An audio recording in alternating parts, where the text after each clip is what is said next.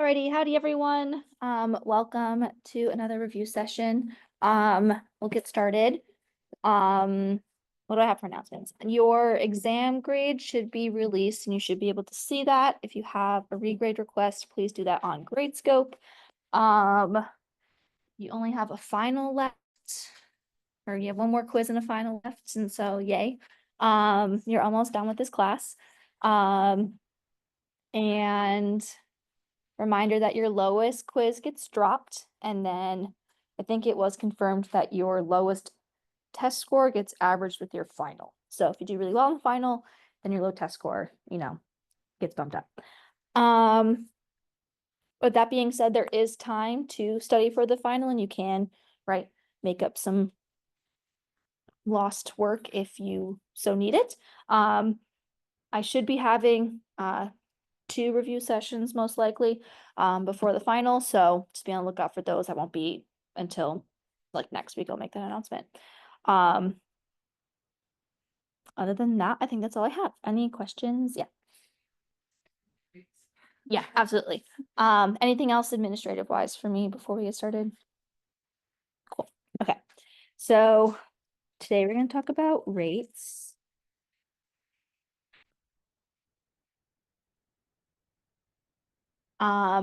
Rates of reaction are super fun, I promise. This is the part of chemistry that I really enjoy. From here on out, this is like hearts for chemistry here. So when we talk about rates of reaction, what are we saying? What does this mean? What are we looking at? Right. We're looking at how fast something appears or disappears. Right, and if something is appearing, what is that in our reaction? Yep, that's going to be your product. So your product appears, and what disappears then? Your reactant disappears.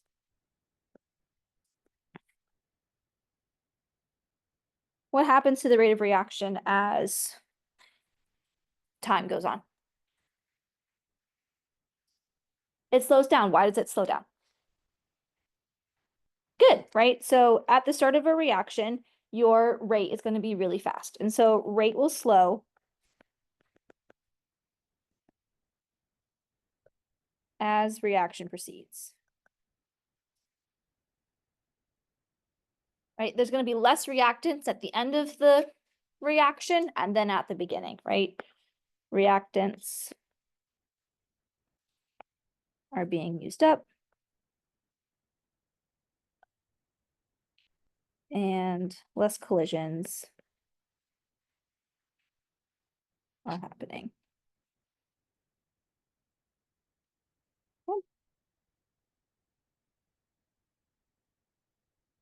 Questions so far on what it means to be a rate of a reaction?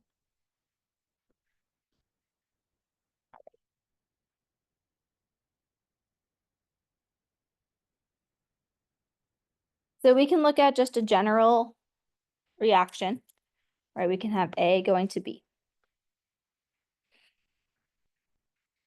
Which one's appearing? Which one's disappearing? Good. A is disappearing. That's our reactant. So if we're going to show, if we're going to look at concentration, it's always going to be a change or a delta. If is change initial minus final or final minus initial? It's always going to be final minus initial, right? So your change in concentration of A is going to be your concentration final minus your concentration initial. What is it going to be for A? It's going to be negative, right?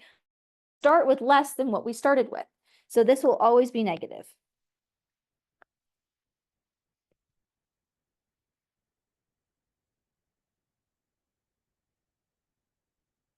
And if we're talking about rate, is that just concentration or is there another component to a rate?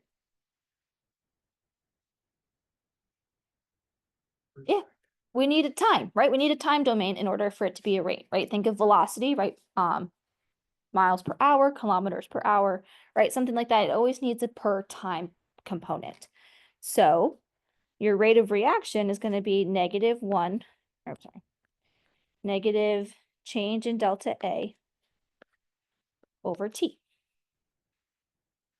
This is going to be the rate of A being used up.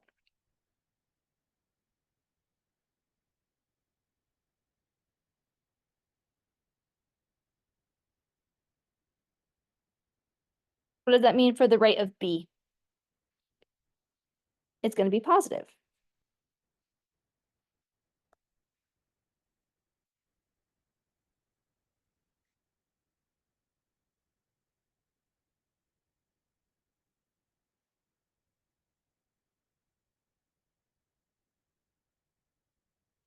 There needs to be a change in T as well.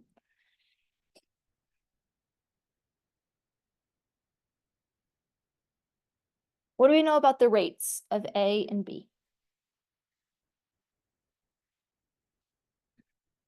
They should be the same, right? They should be equal. As A is being consumed, B has to be getting produced. So we can take these two and we can say that the negative rate of A is equal to the rate of B.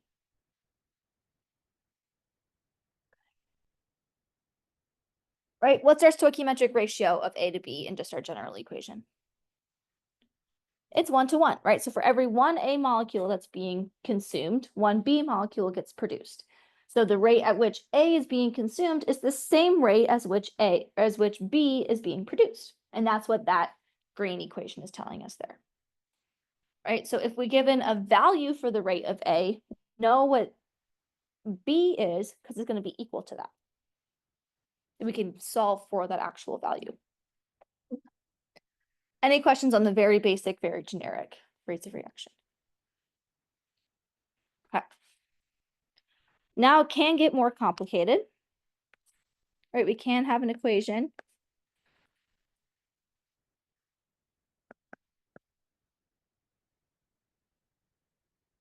where we have two products, two reactants.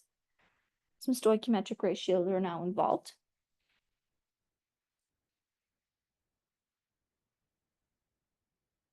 But can we still write the rates of reaction for all of these? Yeah, absolutely, right? What is the rate of A going to be?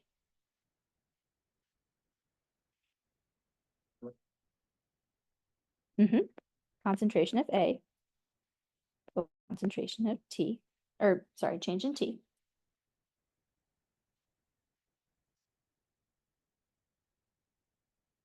B is also going to be negative.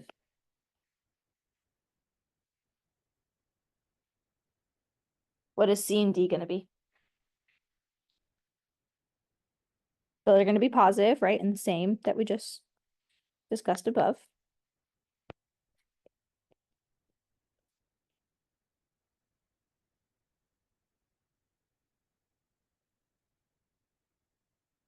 Okay, but if we're going to read it this way, we're going to say, okay, for every, right?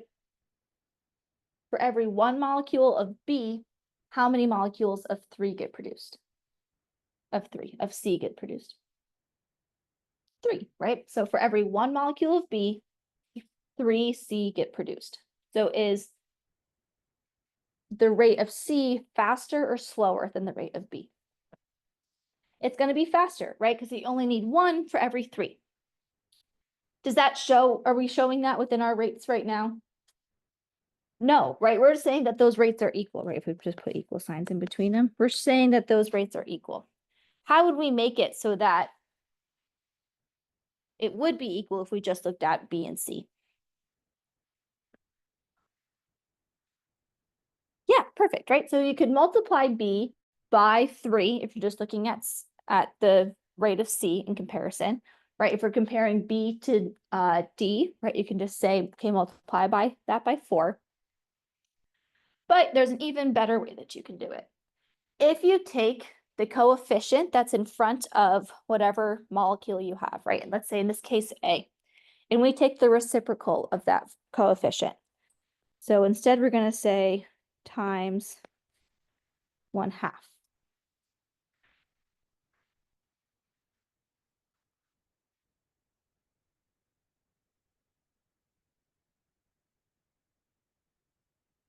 Right, we're saying for every 2 molecules of A, we need 1 molecule of B. So that means that our rate of A is twice as fast as our rate of B.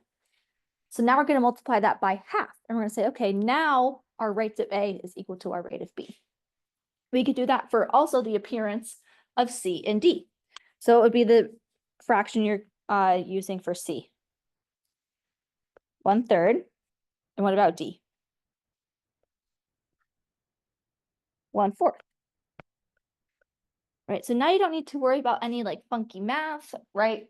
You can just say, okay, I'm taking the reciprocal of my coefficient, and then you can combine any one of those 4 in order to solve for what the rate of the other one is.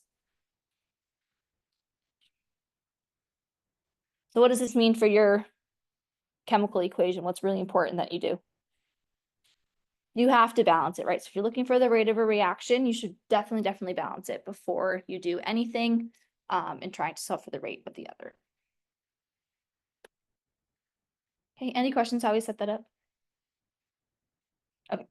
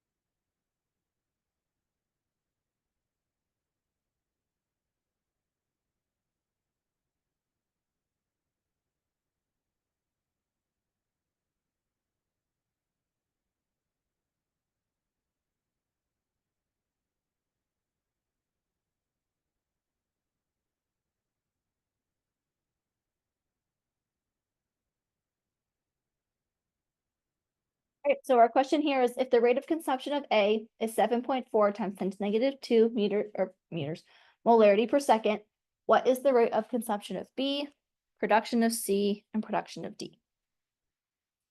Do you want to do A together and then we'll let you do C and D on your own?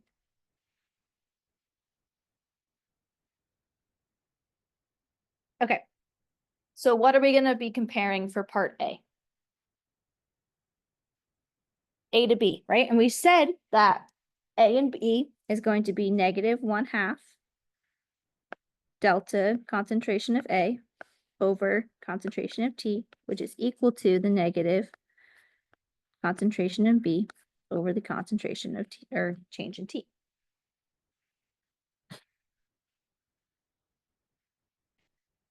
Where does the 7.4 come into play?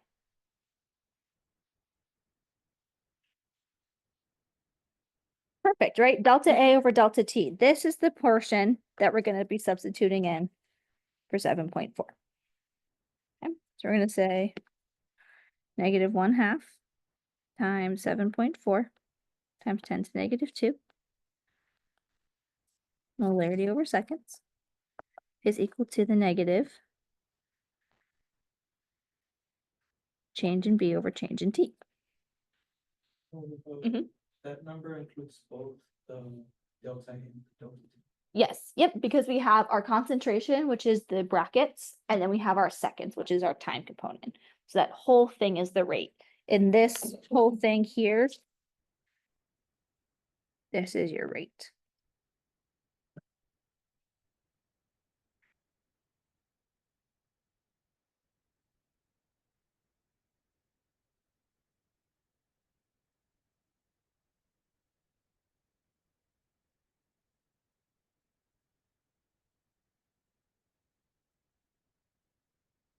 Okay, and what do we get for our change in our rate of B?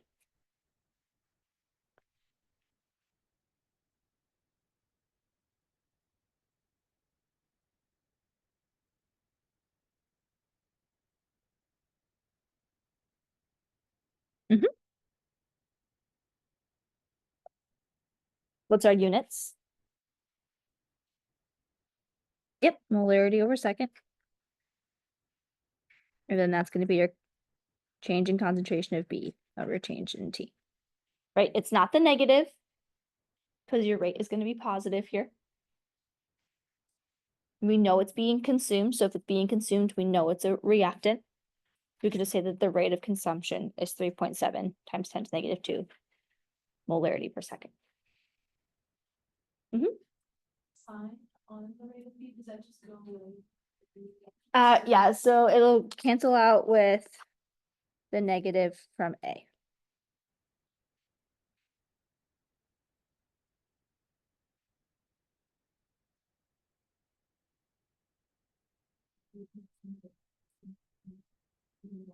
Just of our wording of the question, right? So the rate of consumption is 3.7 times 10 to the negative 2.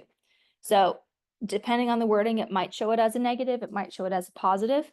Right? It's like saying that 357 kilojoules is produced, right? You know that's going to be a negative 357 kilojoules because your exothermic reaction is going to produce energy. And that's always going to be a negative, but in the question it tells you positive. So it's just like kind of the wording of the question you have to pay attention to. Yep. Okay. Questions here?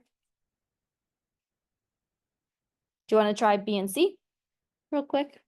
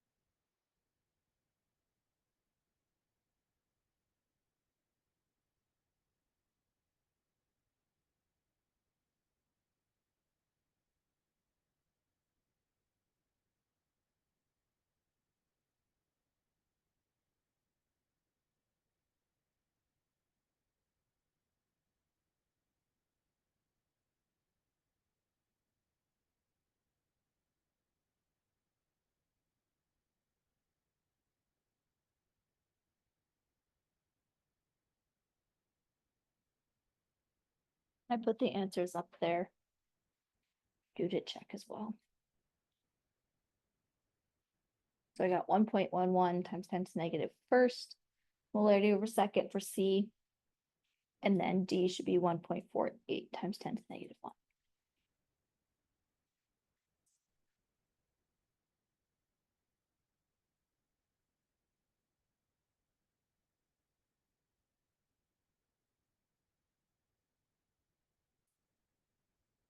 Yep, but does it make sense for a rate of production to be negative? But I don't know why the rate of consumption is a negative.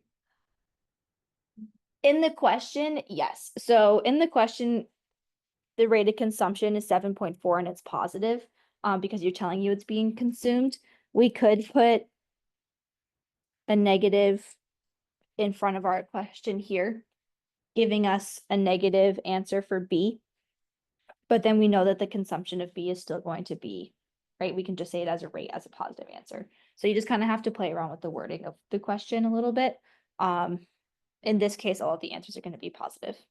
Yep.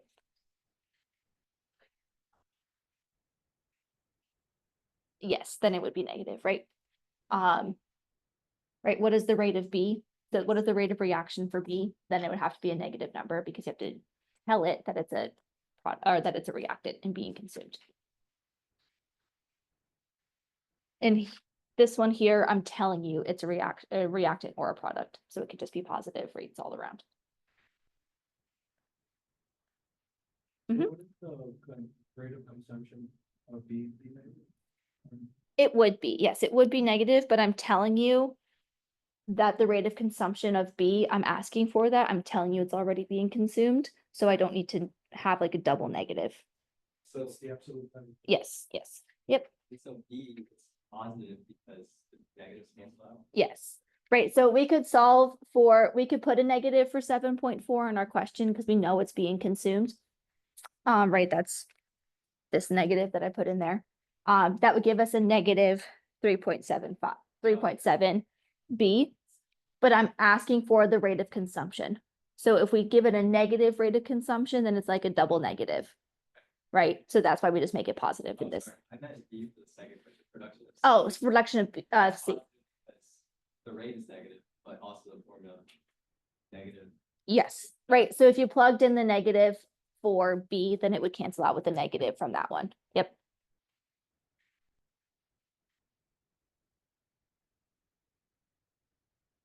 Did I confuse people? Yeah. Yep.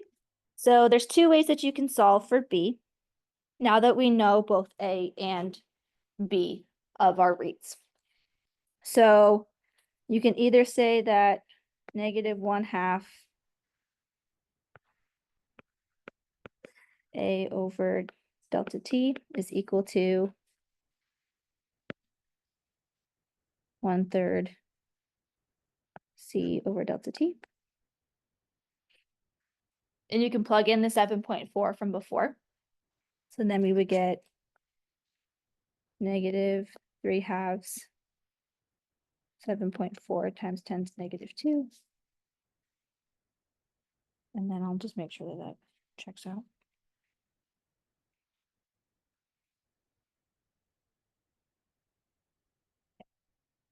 Then this would be negative 0.111, but we know that, right, consumption here now, this could be a negative as well. So then that would cancel out, make that a positive. And I just kept it in scientific notation. So that's from our coefficient of 2 here, coefficient of 3 here. So we're saying that for every 2 molecules of A, we get 3 molecules of B. So then you're gonna, in order to make those rates equal, you're gonna take the reciprocal of both of those coefficients, right? So if you look at A and B, we're saying that A is gonna be consumed twice as fast as B. So in order to fix that rate, we're gonna multiply it by 1/2. Right, does that make sense there? So then you can use the 1/2 that's in red and the 1/3 that's in red.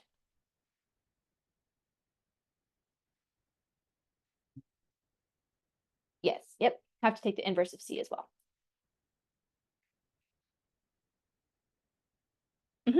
So rates of reaction, rates of consumption and production are like always positive, but rates of reaction are dependent. Yes, yep.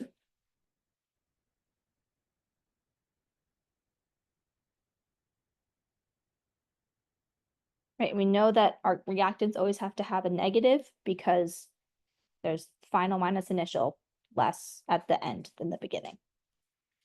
Your final concentration will be less than your initial concentration.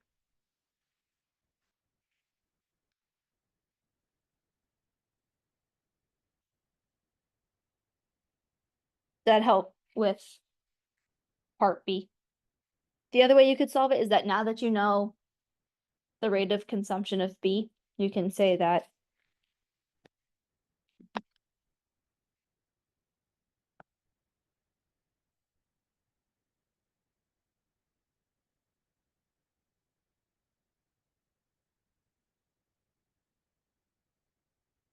Right, you can say it this way, then you just have to multiply it by 3 instead of a fraction.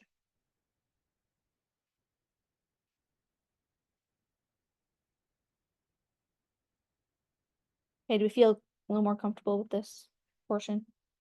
Great. Okay, this is just rates of reaction.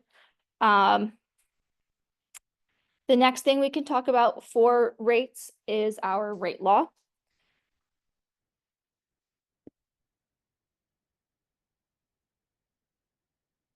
And from our rate law, we're going to get a rate, a K value.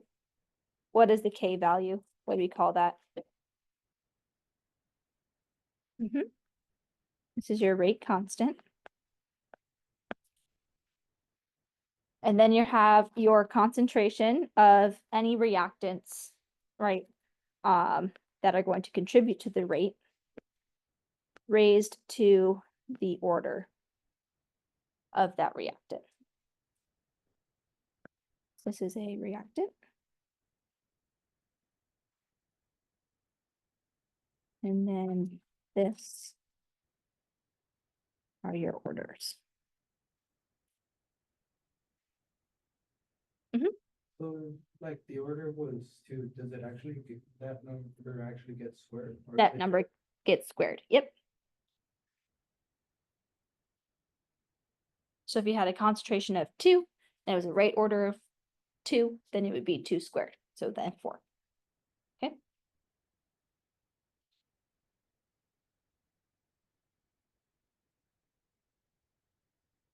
What does it mean to be an order? What does that tell us?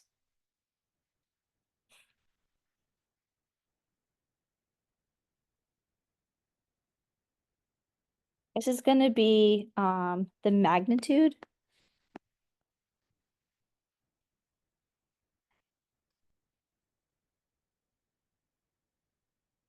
of the change in rate based on the concentration change of reactant.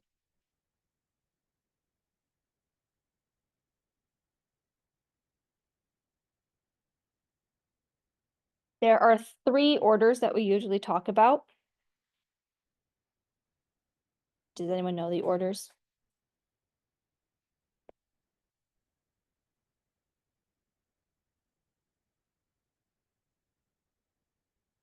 First order. 0. What else? Good, second. Okay, so our common orders are going to be 0th, first, and second order.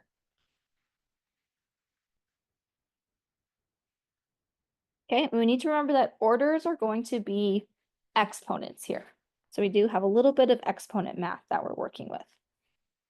So for 0th order, what happens to your rate if concentration changes?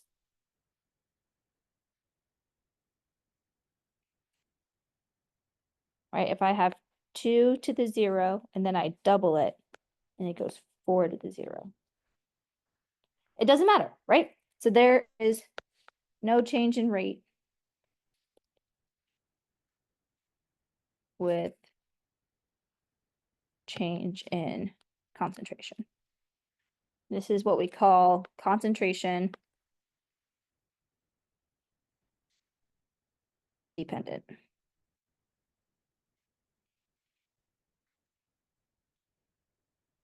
All right, it doesn't matter how much of that reactant you have in your system. You can keep on adding more and more and more of it. It'll only go as fast as what's something else in the solution. It's not going to make it go any faster. Right, because what is 2 to the 0? 1, right? Anything to the 0th power is 1. So it'll always end up just being 1. Question on 0 order? Okay. When we have first order, right, we're going to have 2 to the 1. We're going to double it, and now we have 4 to the 1. So what happens there? It doubles, right? So rate of change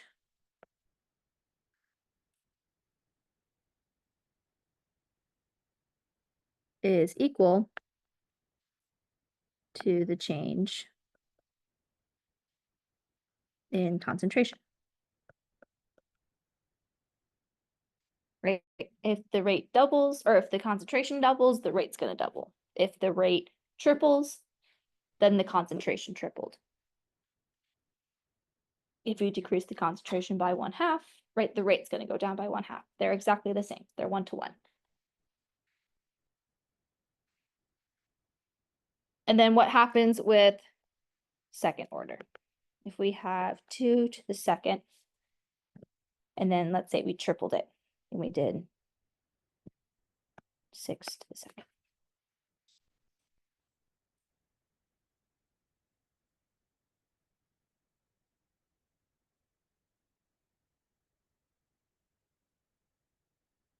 Do we have a change in rate?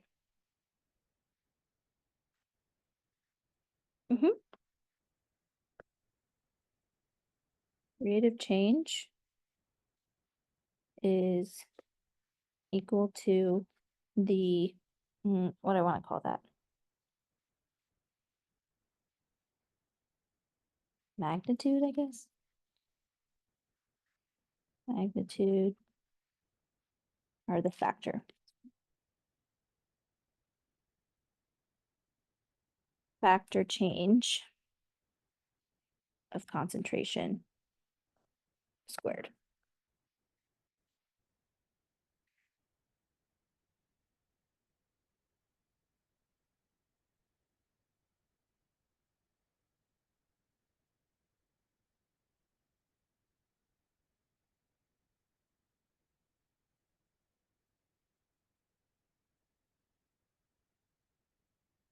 Okay, any questions on order and what that means? Right, so if the rate for second order is going to double, that means that your rate is going to quadruple. Right, because we're going to take the magnitude of a double or 2 and square that. So that's going to be 4.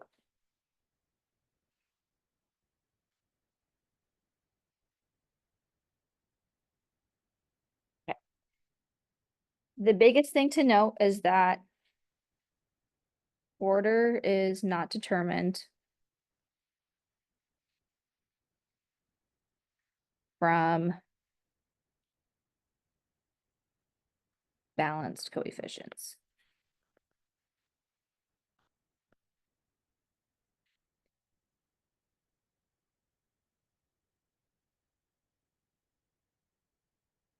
Right, just because something is 2a plus b goes to c plus d does not mean A is second order and B is first order, right? A might be 0th order and B is actually third order, who knows, right? It's not determined from the balanced reaction. Okay, you have to determine the order experimentally.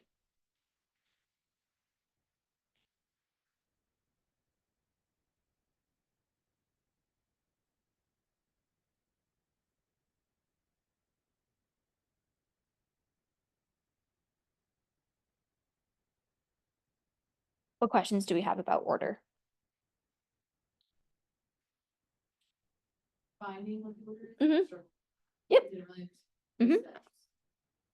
Yeah.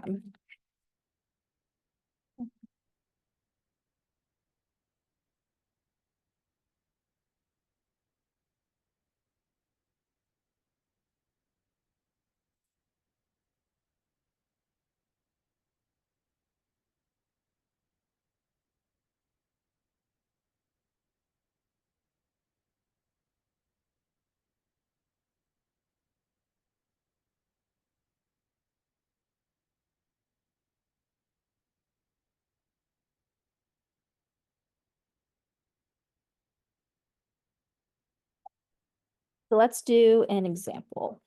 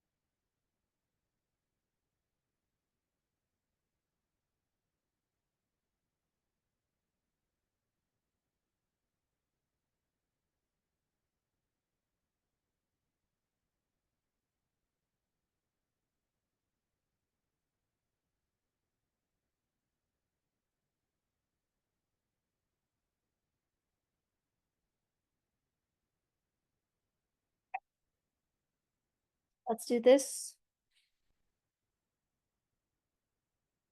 example here. So usually when you're solving for reaction order, you're going to be given an experiment with data that's like this. And so you have your initial concentration of your whatever reactants are in charge, and then you're given your initial rate. Okay, if you want to determine the order for the reaction, right, you're looking for your rate law. So we know that our rate law equation is going to be rate times our rate constant times whatever that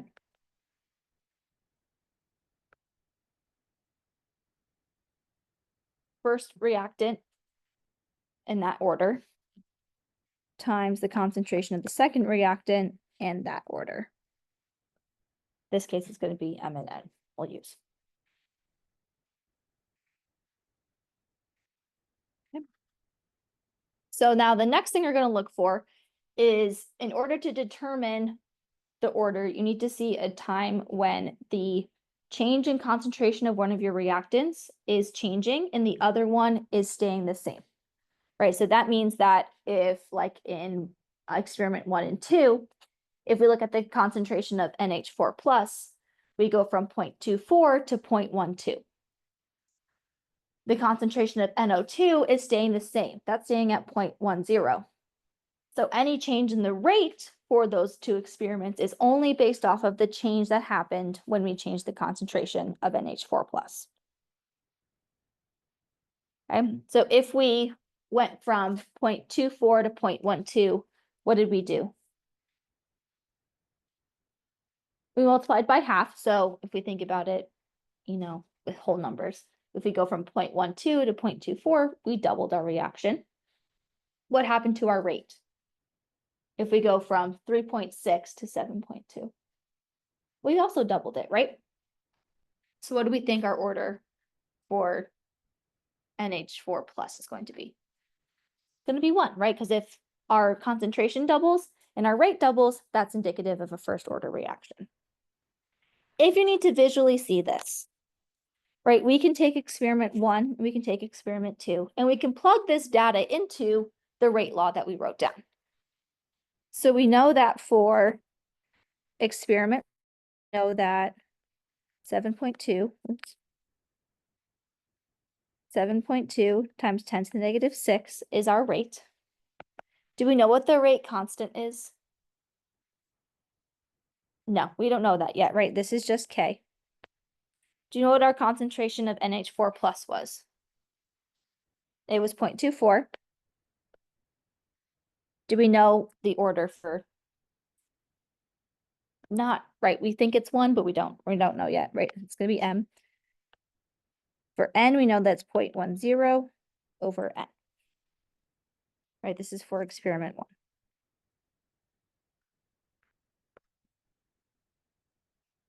For experiment 2, we could also write a rate law question or a rate law equation.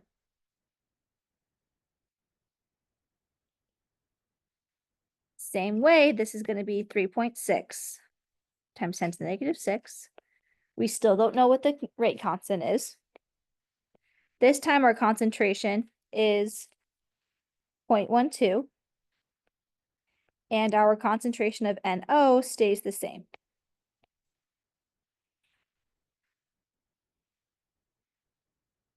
Okay.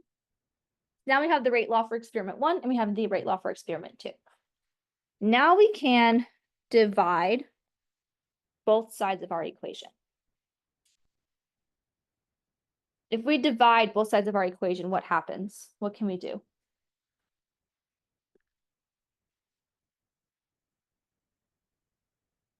Like if we have a K over a K, what happens there? They cancel, right? They're being multiplied and divided. We can cancel those out. So what does that mean about our NO2 concentrations? They also cancel, right? They're the same on the top and the bottom. So now we're looking at, right, exactly what we said we wanted, looking at just the change in the rate compared to the change in the concentration of our NH4. So we said this was 2 is equal to 2 to the M.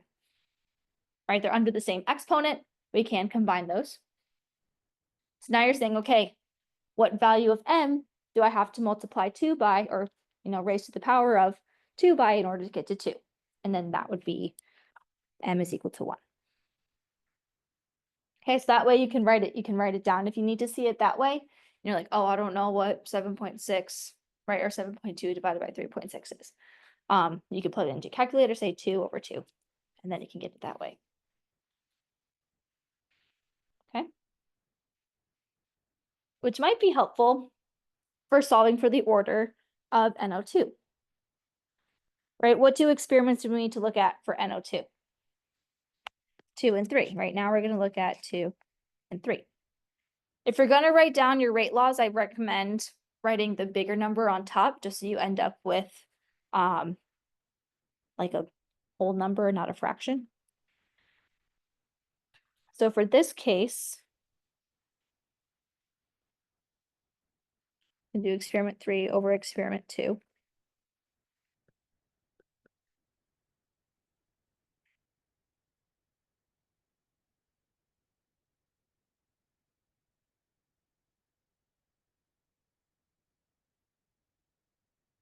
Then we have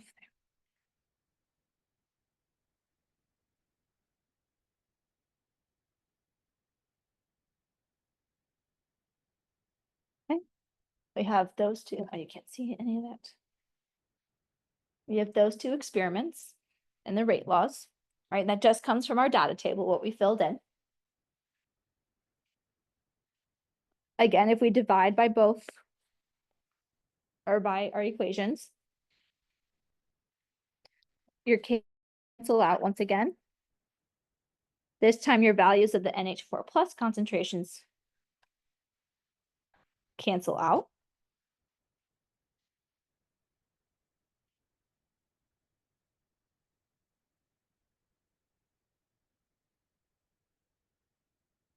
Right, and this is saying factor of 1.5 equals 1.5 to the n. So what is our order for B? It's also 1, right? So n equals 1. No, nope. In this case, m and n are the same, but it's not always going to be that way. Sometimes it might be 2. Sometimes you might get a 0 order reaction. So that's why you have to solve for both of them when asked for it.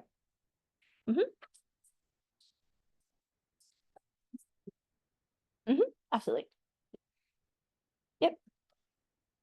Would you be given a table that's like not that convenient? What if like Yes, absolutely. And I'll include one of those on like my additional practice problems for the week. Right. In this case, there were experiments where your concentration was being changed and the other one was being held the same. Sometimes you might have 3 reactants at one time, right? And then you need to kind of look at that a little bit more closely. And there also might be a time where one reactant is held constant, and then the other one is constantly changing, right? So one of them changes for 2 experiments, but the other reactant's also changing. So you have to solve for one of them one way. Like you will be able to cancel it out eventually, but you do need to take into account both of those in order to see what the rate of reaction is. So it's not always going to be this convenient. But I'll give you a couple examples on that for practice. I think you have maybe one of those on your homework too. Okay, any questions on finding the order of a reaction? Does that kind of make sense how you would do it?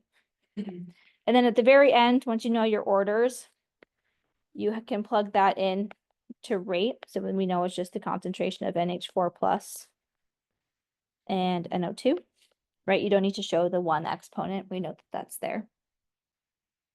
And then in order to find K, the actual value of K, you can take any of the 3 experiments from the table above and plug in those values. So you would take experiment 1, for example, and plug in the rate of experiment 1, which was 7.2. You don't know K, it was 0.24, and it was 0.10. And then you could solve for K that way. so on the graph of like concentration versus time, this rate, like the slope at a certain point? Yes, yep. Yeah, the instantaneous rate is the slope at those points. And that's where the integrated rate laws come into play. Okay, what are the units going to be on K here?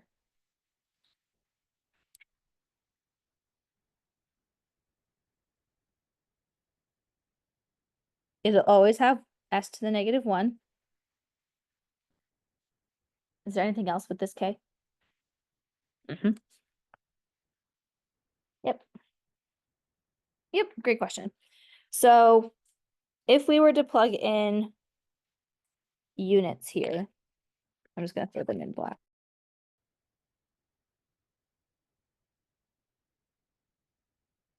Right, you have your rate is gonna be in molarity over second, we'll call it. And then your concentration is gonna be in molarity for both of them.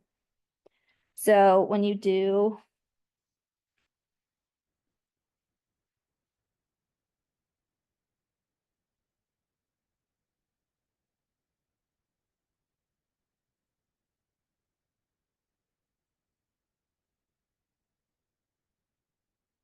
right, when you multiply 0.24 times 0.1, those are both concentrations, that actually gives you molarity squared.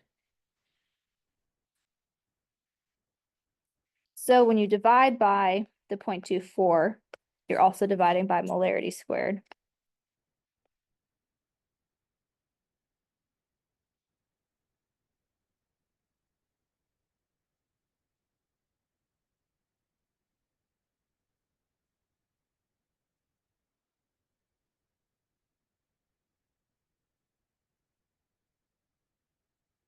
And then when we're looking at our units, right now we have a fraction divided by a fraction. So if you multiply this by 1 over molarity squared, and this by 1 over molarity squared, right, this is molarity over seconds times 1 over molarity squared.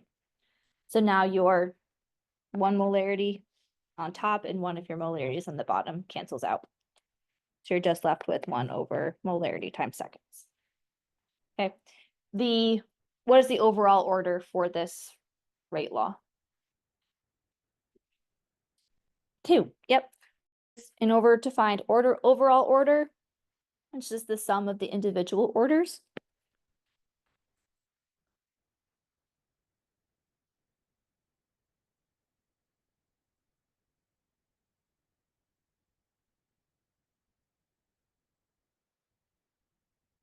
So in this case, our overall order is second order.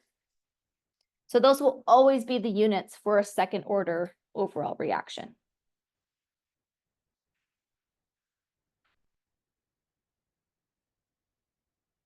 An easy trick to find the units for K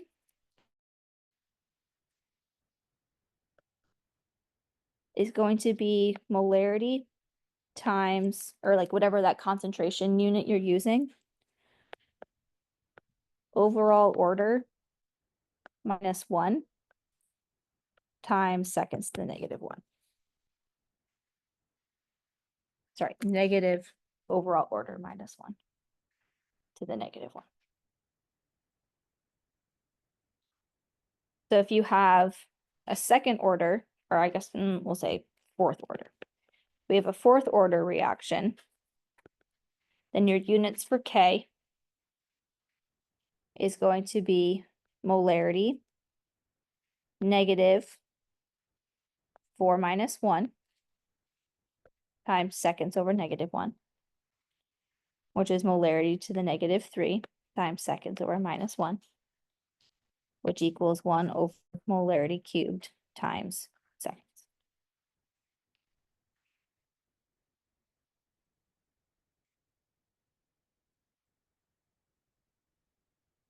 And that'll work every time.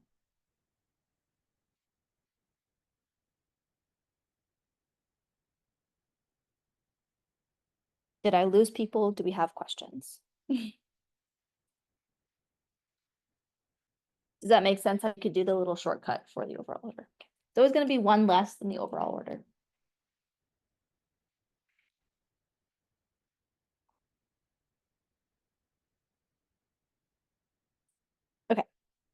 And then, so just to briefly touch on integrated rate laws, I don't think Dr. Altamos's class got this far. So you can tune me out or try and pay attention, see if it makes sense. But if we're looking at the integrated rate law,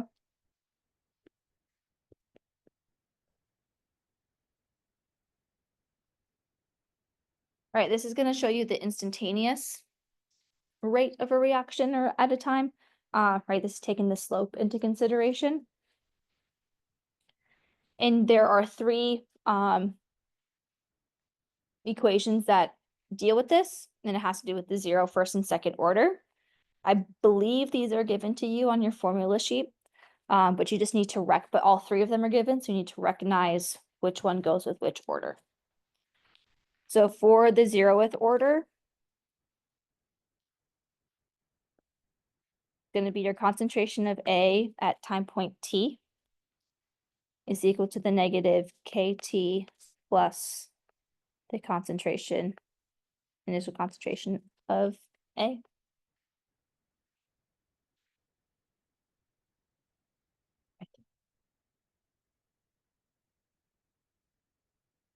Right, it's plus, not minus.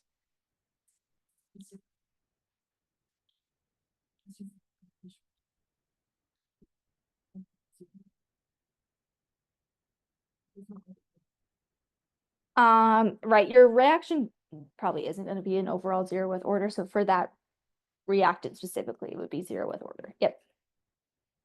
I think it's plus that. Let me just make sure.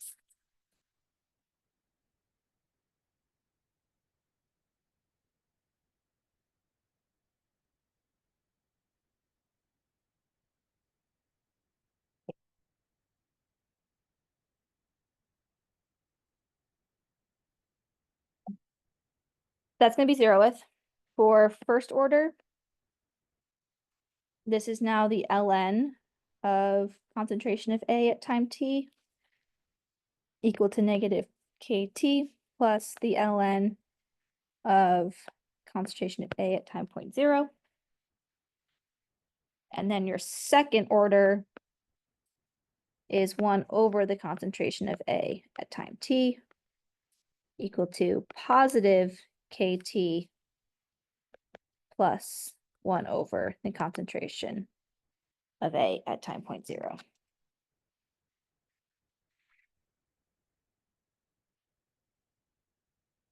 Does anyone recognize the layout of these integrated rate laws? What do we call this kind of form of equation? Yeah, y is equal to mx plus b. All right, so in this case, k, or your rate constant, is always going to be your slope. So the negative k is, or I'm sorry, the slope here would be the negative k. So it's the positive k is your actual rate constant, but your slope is negative k. For 0 and first, and then for second, it's the positive k. And this helps you determine the order based off of a straight line plot. So when you have t is always going to be on the bottom. If you have a y axis of just concentration and you see a straight line, then you have a 0 order reaction.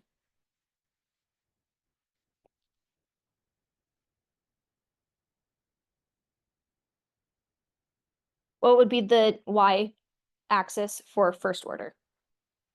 The ln of A, right? This is also going to be negative.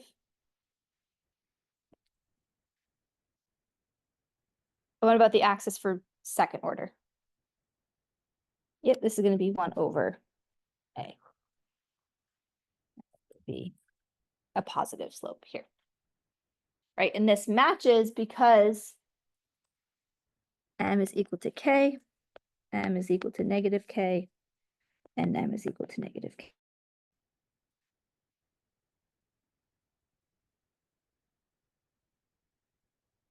All right, so sometimes you might be given a graph and say, what's the order of this reaction? And you need to look at the 3 individual plots and then determine which one gives you the best straight line. This is actually something you will do in lab in order to determine this. Has anyone done this yet? No, okay, yeah, you will do this. It's a big, fun Excel sheet. But you'll find rates of a reaction, plug it into Excel, and then you can do just the concentration and plot that over time. You'll take the ln of those concentrations and plot that over time, and then you'll take the inverse of those reactions, or of those concentrations and plot that versus time. And you'll get 3 plots, and you'll have to find which one has the best R² value.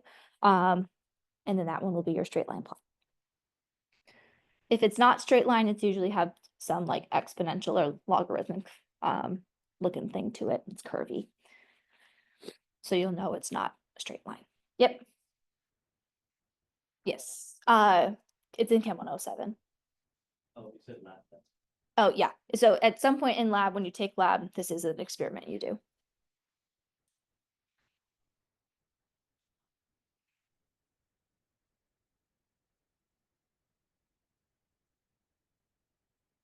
Had to grade it at one point. Does this make sense for your equations?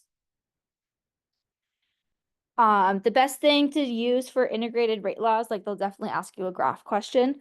But this also can tell you like a time component.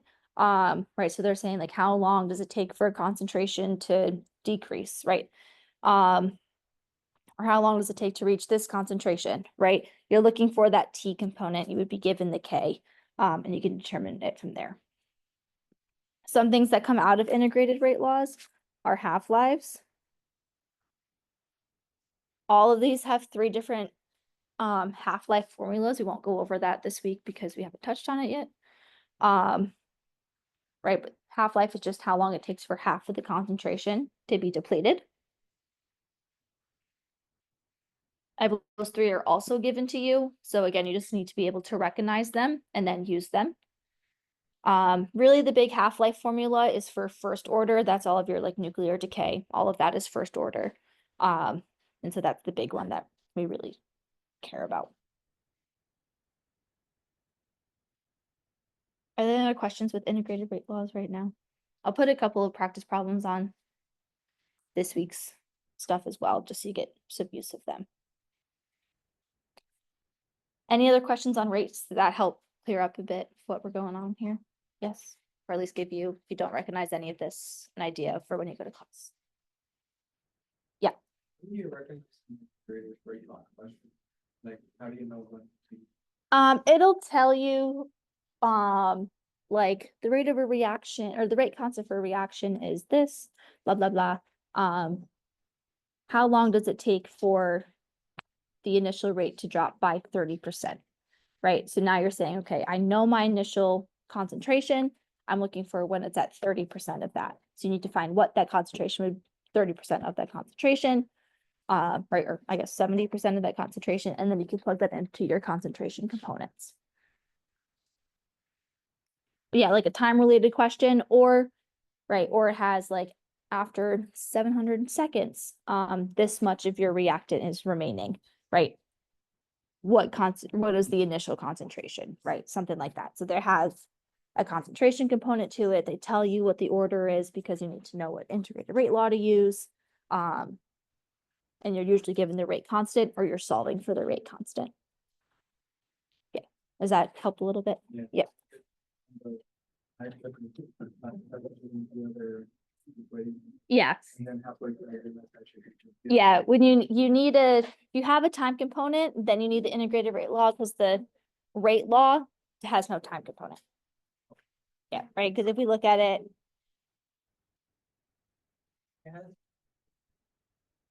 nope, so if you look at the rate in red, right, it's just the rate constant times the concentrations, right? No time component here. So this one, right, you can't do any time related issues with it. Yep. Mhm. Thanks for coming, everyone. How do you know, like, how do you determine that if we're given like, we're given like S, like changing H and changing S, how do we, like, Find the age of the universe. I believe there's an equation in your line that tells you that. I think it's like delta H over. What's the word?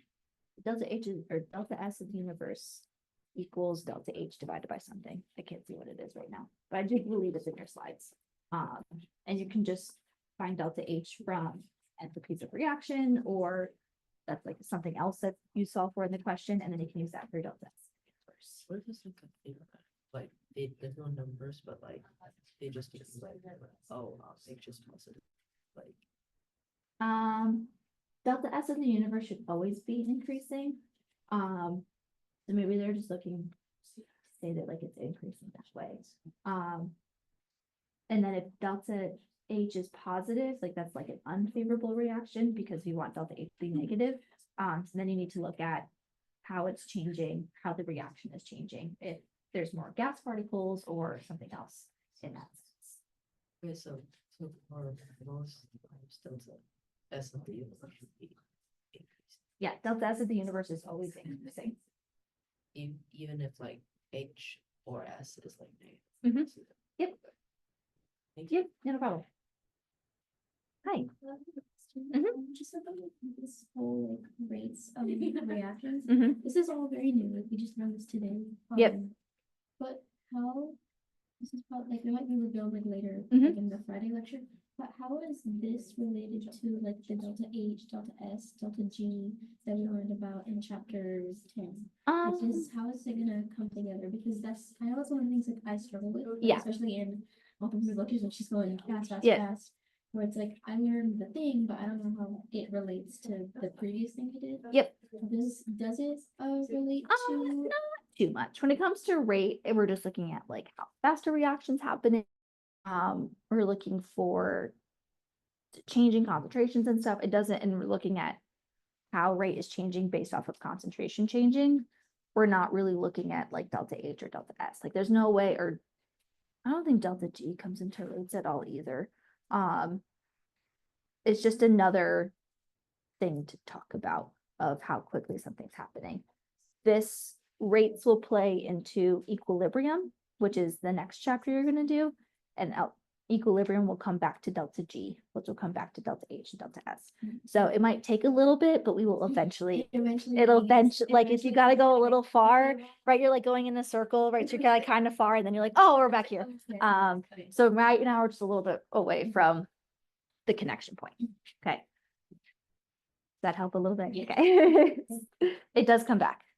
What is that dropping most of the grade word? They just drop it.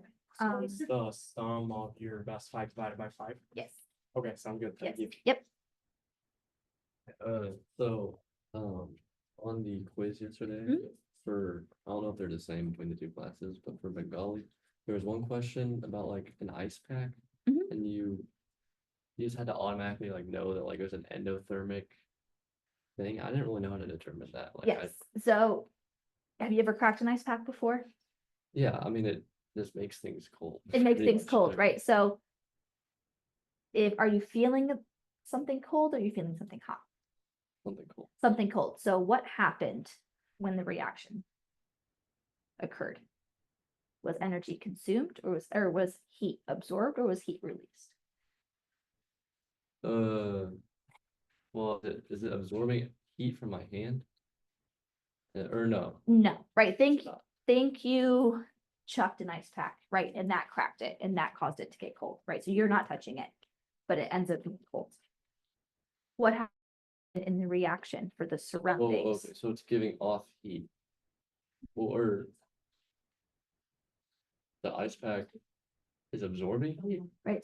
The reaction or the beads that are in the ice pack are consuming heat from its surroundings, causing the rest of the ice pack to be cold.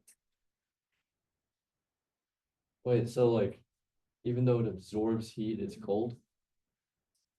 Because it's like the molecules, right? In order for the molecules to react and cause the ice packy feeling,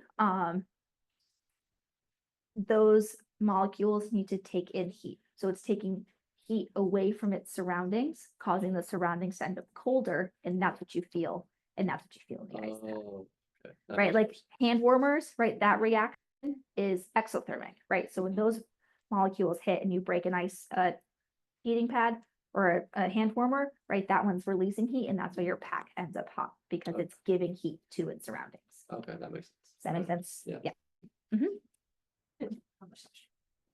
She's making me superstitious. Can I borrow a penny, please? Yes. Making me nervous. You have a test or anything? Out tomorrow. I'm feeling a little nervy. This penny's kind of gross. Let me see if I have No, enough. it's okay. Give me your evidence, Yeah. penny. It don't matter. This actually will take it. No, I forgot. Here, this one's pretty and heads up. So that one That's sounds right. like It's good. good luck. Thank you. Yep. I'll bring you a penny next week. No, keep it. Keep it for good luck. Good on test too. Okay, yay, great. Yay. So bad the first one, like my grade like skyrocketed. I was like, whoa. Sorry. Okay, great. Love to hear it. Good luck, everyone.